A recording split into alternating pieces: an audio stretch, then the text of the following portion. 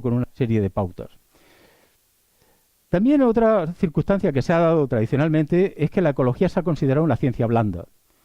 Y blanda porque trata de abarcar tanto.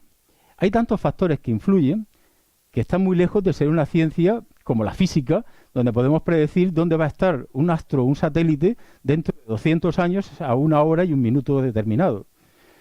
Pero también es verdad que frente a las críticas que tuvo hace unas décadas, la ecología ha ido evolucionando hacia ser cada vez más experimental.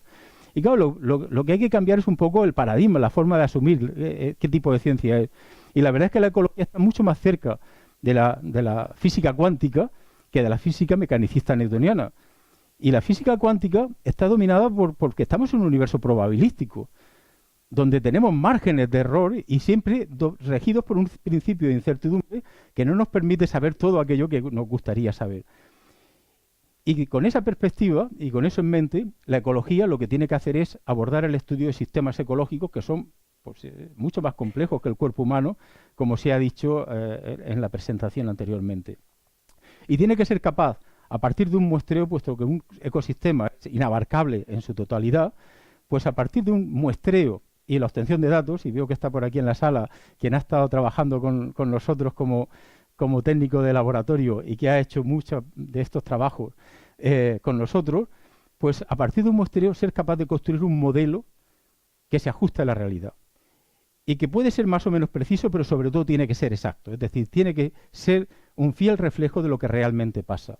De manera que podamos ser capaces de predecir cómo se va a comportar una determinada variable, cuántas medusas va a haber este verano, en función de una serie de variables de las que depende la temperatura, los nutrientes que vaya a haber, el estado de la red trófica, de manera que podamos hacer una predicción y anticipar, de alguna manera, los problemas que tenemos. El gran problema al que se enfrenta la ecología también es que los sistemas biológicos son muy variables y son fluctuantes y de forma natural. Y además esas variaciones tienen patrones espaciales y lo que se produce en un sitio no tiene por qué ser exactamente igual que cómo se están sucediendo las cosas en otro. Y la metodología de la ecología tiene que ser capaz de diferenciar esa variabilidad natural de los cambios que se hayan producido como consecuencia de la acción antrópica, para estar seguros si es una cosa u otra lo que está produciendo las fluctuaciones que observamos. Bien, pues vamos a ir entrando a las lagunas costeras y en concreto al Mar Menor, porque el Mar Menor es una de las mayores lagunas del Mediterráneo y, como todas las lagunas costeras, se va a caracterizar por ser somera, es decir, poco profunda, por estar relativamente aislada del mar, por tener un gran número de gradientes y fronteras físico-químicas, que de la tierra con respecto al mar, el sedimento con respecto a la columna de agua con respecto a la atmósfera, la propia laguna frente al mar abierto, o el mar mayor en nuestro caso, y esos gradientes físicos y químicos van a hacer que el sistema sea muy dinámico, pero además tienen las características de al ser relativamente pequeña, la masa de agua pequeña, está muy influenciada por las variaciones ambientales, con lo cual tienen un rango de variación muy grande en los parámetros ambientales y esto también a nivel con diferencias espaciales también importantes. Además, como son relativamente someras, la luz tiende a llegar hasta el fondo, pero al mismo tiempo cuando hay un temporal, los sedimentos se resuspenden y aportan nutrientes en la columna de agua. Bien, todo esto se traduce en que son ecosistemas muy productivos. Y esto, pues las especies del Mediterráneo lo utilizan. De manera que entran, y esta foto está hecha en el canal del Estacio hace ya unos cuantos años, entran en fases larvarias, colonizan la laguna, aprovechan la productividad biológica que tiene para crecer y hacerse adultos, y cuando son adultos tratan de salir al Mediterráneo a reproducirse. Claro, ahí es donde aprovechan, ¿no? Aquí son mújules, esto es un salmonete, ahí es donde aprovechan los sistemas tradicionales de pesca en las lagunas costeras para poner barreras, las encañizadas famosas, que permitían la entrada de larvas, pero no dejaban la salida de adultos, y entonces pues eran las pesquerías típicas. Y de hecho estas pesquerías son típicas de todas las lagunas costeras del Mediterráneo. Bueno, otra cuestión típica es la explotación de sal, son muy propicias a eso, pero fijaros cómo las lagunas tienen sistemas de pesca muy parecidas a las encañizadas que se utilizan en el Mar Menor. Y los productos de la pesca son muy parecidos.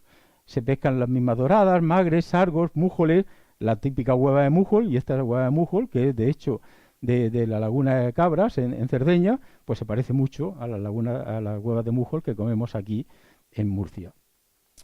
Pero precisamente porque son tan productivas y tan dinámicas, las lagunas costeras tienden a tener aguas turbias. De hecho, salvo las lagunas de las arrecifes de coral, la única laguna que yo conocía con aguas transparentes era el Mar Menor. Y ahora veremos un poco por qué el Mar Menor se diferenciaba. Y esas características de las lagunas costeras y muy concretamente del Mar Menor, pues hacen que nos den bienes y servicios que a veces no valoramos simplemente porque nos los da gratis, pero que cuando los perdemos o si tuviéramos que encargarle a una empresa que los hiciera, pues realmente valoraríamos, tendríamos en su justo precio lo que realmente nos da. Y además de soportar importantes pesquerías, pues el Mar Menor, al tener aguas cristalinas, era ideal para el ocio, el baño, los deportes náuticos, la talasoterapia y, en general, las actividades turísticas. Pero también nos da otros servicios como bienes culturales, estéticos. Quien visite las páginas de Facebook, pues hay cantidad de páginas sobre el Mar Menor llenas de fotografías, a cual más bonita y a cual más relajante y más espectacular. Pero también nos descontaminan las aguas. Y lo que puede estar entrando en forma de plaguicidas, lo que entraba en forma de metales pesados, lo que puede estar entrando en forma de productos farmacológicos, etcétera, pues tienden a ser retenidos por los sedimentos y desaparecen de la columna de agua. De manera que eso que decíamos antes, de que los sedimentos del Mar Menor están cargados de metales pesados, mientras no se remuevan los sedimentos y no se hagan cosas que cambien el potencial redox, que cambie su estado de oxidación y su solubilidad, pues los tiene retenidos, con lo cual no hay ningún problema para la salud y nunca han pasado a la red trófica. Pero también depuran las aguas. Y de hecho hemos tenido durante 20 años aguas transparentes y cristalinas, a pesar de que nosotros estábamos introduciendo abonos en la laguna. Y además absorben CO2. Tanto como nos preocupa el cambio climático y los gases de efecto invernadero, el Mar Menor está retirando CO2 y acumulando en los sedimentos en forma de materia orgánica. Y además generan diversidad genética. Y el número de alelos exclusivos de las poblaciones del Mar Menor que no se dan en el mar abierto es enorme. Lo cual quiere decir que es una especie de reservorio, si no generador, de diversidad genética. Y además todo esto hace que tenga una elevada biodiversidad, quizás de las más altas de todas las lagunas costeras del Mediterráneo, porque además tiene una gran diversidad de sustratos, comunidades esciáfilas bajo los balnearios, zonas de rocas, praderas de fanerógamas, praderas de caulerpa, en fin, toda una diversidad de hábitat que suele ser poco habitual. De manera que esas características de ser excesivamente confinada con respecto a otras lagunas, ser oligotrófica y de aguas transparentes, he añadido el ERA, antes tenía en otras conferencias tenía ES, bueno, ahora tendremos que ver si somos capaces de recuperarlo. La diversidad de hábitats, todo eso favorece que sea un sistema altamente complejo y que buena parte de sus características, de las que vamos a ir hablando, se deban precisamente a esa complejidad y a esa heterogeneidad. Pero al mismo tiempo es un sistema muy presionado. Lógicamente, como nos dan muchos servicios, pues queremos utilizarlos y explotarlos, con lo cual tenemos cantidad de usos que además están concentrados en un espacio muy reducido, de manera que la presión que sufre es enorme. El profesor José Antonio Lozano ha hecho mención a la carpeta de mi abuelo, ¿no? Pues ahí está, no es una historia. Ahí está la carpeta con el Mar Menor en peligro y pues toda la documentación acerca de la influencia, la entrada de lodos con metales pesados que estaban entrando desde la Sierra Minera hacia el Mar Menor y que entraban por la Rambla del Beal, e incluso actas notariales donde quedaba constancia de que presentaban esas pruebas y una serie de artículos en el periódico, en La Verdad, en el Línea de entonces, incluso en el ABC, de varios vecinos de los Urrutias, y mi abuelo, mi padre, denunciando esa situación. Es increíble, porque consiguieron 4 personas que dejaran de verterse. Supongo que influirían otras cosas, no lo sé, pero lo cierto es que dejó de verterse al Mar Menor y se empezó a verter a Portmán. Aquello sacrificó Portmán, pero salvó al Mar Menor de forma definitiva, porque el Mar Menor estaría ahora absolutamente aterrado.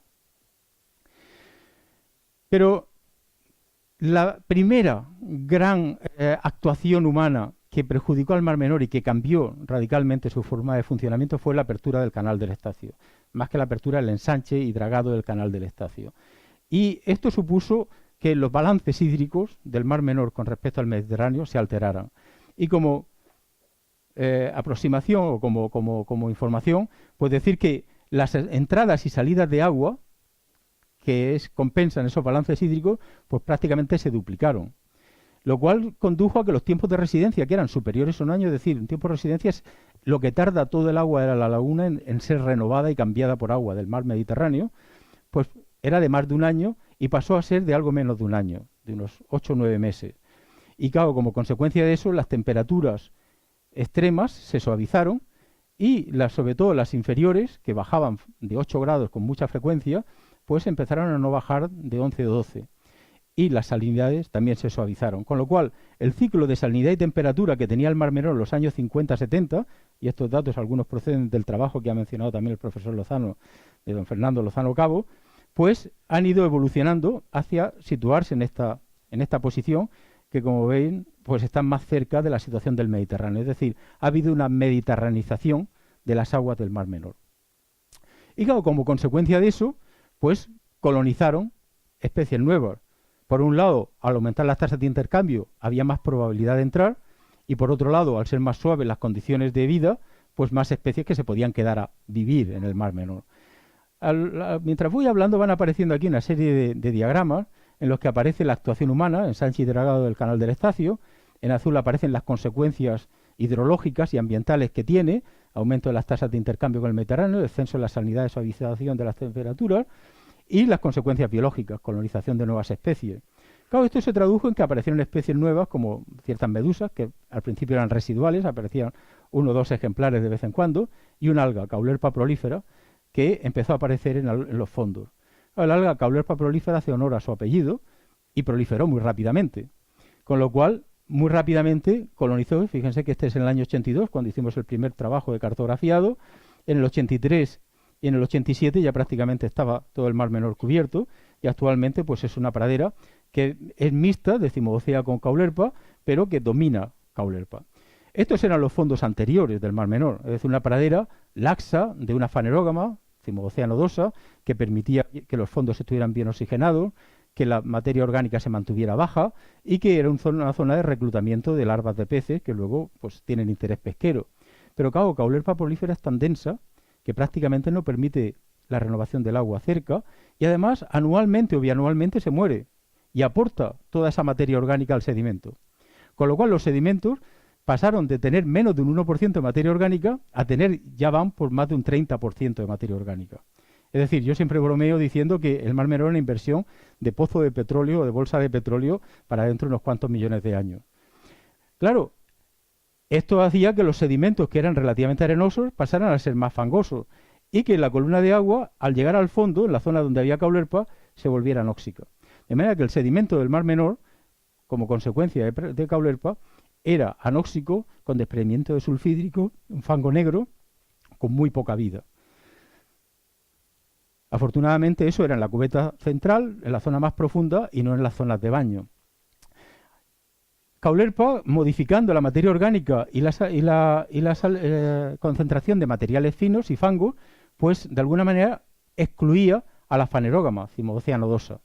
De manera que Caulerpa pues aumentó rápidamente y desde entonces se ha mantenido, y Cimobocea se vio reducida, y aunque sigue coexistiendo en la pradera, es decir, la cobertura sigue siendo alta, lo cierto es que su abundancia y las condiciones en las que está son poco adecuadas. Y claro, el mújol que se alimenta comiendo el sedimento, pues en toda esta masa no podía comer, con lo cual la pesca del mújol se vino abajo a raíz de la apertura del canal del Estacio y la invasión de Caulerpa prolífera. Por si esto fuera poco, pues empezamos con la moda de las regeneraciones de playas, de manera que en poco tiempo pues la demanda turística hizo que se empezaran a hacer dragados y bombeos de arena. Estas son zonas de dragado, que se ve perfectamente en la cuadrícula. De hecho, este dragado se hizo para construir Veneciola, luego en esta zona se hizo para las regeneraciones de playas, luego se construyeron diques y se vertían los sedimentos sobre la playa para poner arena. Claro, ya de entrada los diques tenían consecuencias nefastas, porque en un ambiente con un hidrodinamismo tan particular como es el Mar Menor y tan confinado, pues aquí en el mapa tienen la dinámica de corriente. Pues pueden ver que las corrientes van paralelas a la costa cuando se producen corrientes fuertes, y las corrientes que se mueven paralelas a la costa lo que hacen es transportar sedimento. De manera que la ola, cuando llega siempre con una cierta inclinación, pues su energía se descompone en dos. La que es perpendicular a la costa, que produce la corriente de resaca, el flujo y reflujo del agua, y una que es transversal, que es una corriente que transporta sedimento. Claro, esa corriente que transporta esta los erosiona, esta los transporta, si le pones un dique, la erosión se mantiene, pero el transporte se interrumpe. Con lo cual se acumulan en un lado del dique, pero en el otro se van perdiendo. Y en cambio se van acumulando materiales en descomposición, materia orgánica, al ser una zona de poco hidrodinamismo, con lo cual se enfangan y aparecen todas estas zonas pues de fangos con malos olores y que realmente apetece poco bañarse en ellas. Y las playas pues terminan desapareciendo porque la arena se va con la corriente de resaca y no llega con la de arrastre, con lo cual se produce este efecto en dientes de sierra, lo que obliga todos los años a poner arena. El efecto de la ola se va perdiendo con la profundidad, pero cuando aumenta la profundidad, pues la ola toca el fondo y se provoca que rompa la ola. Bien, pues con esa corriente de resaca, la arena que ponemos cada año, porque se la ha llevado a la playa, el mar, pues termina siendo retenida por la pradera. Con lo cual la pradera se ve obligada a ir creciendo sobre el montículo que se va formando.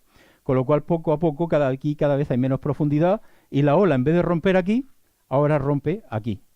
Con lo cual una vez que libera su energía, esta zona se queda muerta y se depositan materiales y se pudren.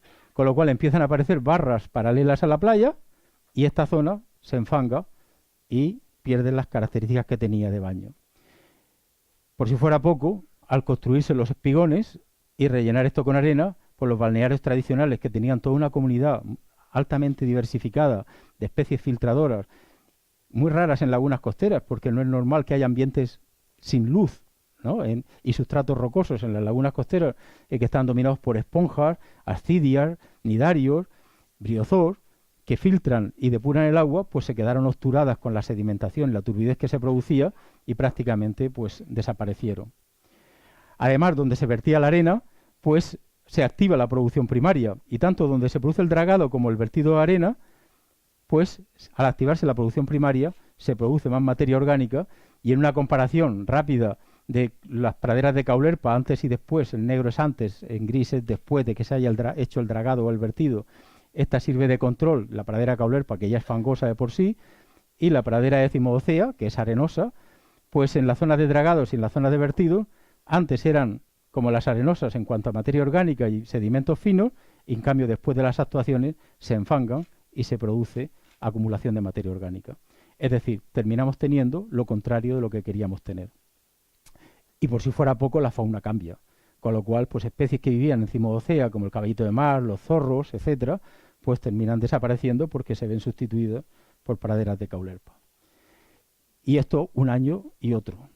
Porque como la arena se va, hay que reponerla y la maquinaria pesada entra en las playas, los camiones entran por la zona del agua, se produce turbidez y la turbidez favorece a Caulerpa frente a Cimodocea.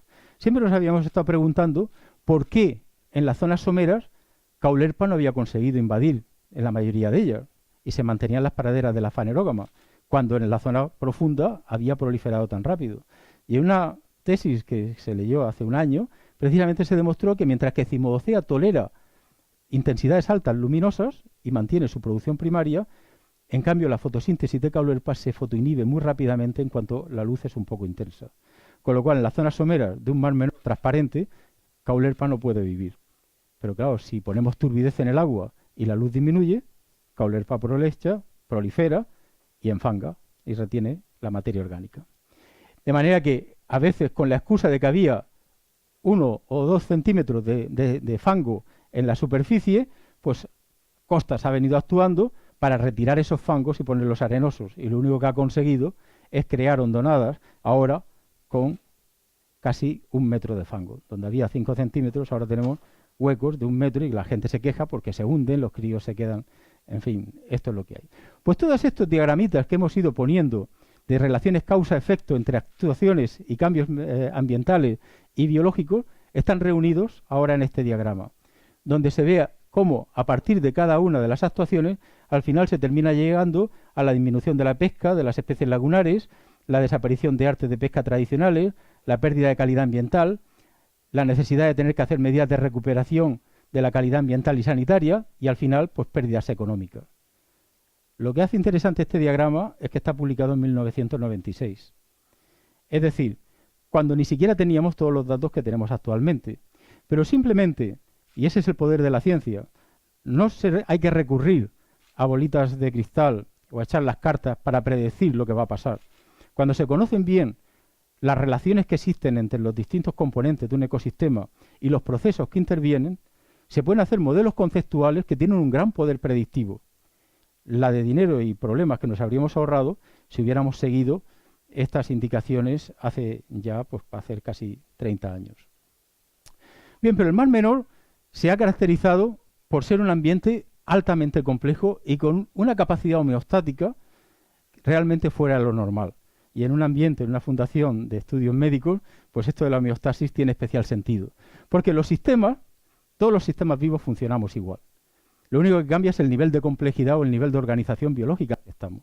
Pero desde la célula hasta el ecosistema y la biosfera, vamos a cumplir los mismos patrones y las mismas pautas simplemente con un cambio de escala. Y en todos los sistemas, a medida que aumenta el estrés, pues vamos pasando de una zona de confort donde la homeostasis funciona de forma natural y sin grandes costos significativos, mantenemos nuestra temperatura interna, por ejemplo, independientemente del frío que haga afuera, pues a una zona en la que si las tensiones son un poco altas de mar, estando todavía sanos, empezamos a tener costos significativos energéticos. Y nos deja de apetecer hacer ciertas cosas porque no tenemos energía.